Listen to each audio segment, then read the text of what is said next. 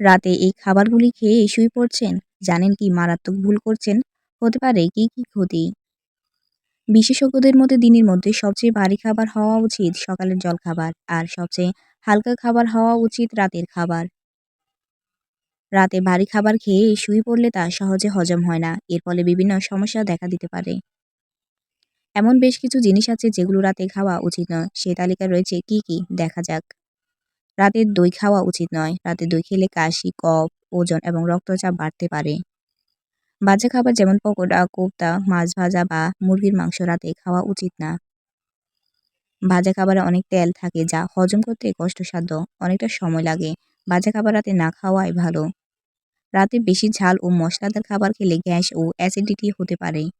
রাতে বেশি মিষ্টি খাওয়া উচিত নয়। এমনকি চকলেটও খাওয়া উচিত নয়। এগুলো হজম করতে অনেকটা সময় লাগে। রাতে চা, কফির মতো ক্যাফেইনযুক্ত পানীয় খেলে তা ঘুমের ব্যাঘাত ঘটতে পারে। রাতে পিৎজা বা চিপসের মতো প্রসেসড ফুড খাওয়া উচিত না। এর ফলে সহজে ওজন, কোলেস্টেরল এবং শর্করার মাত্রা বেড়ে যায়।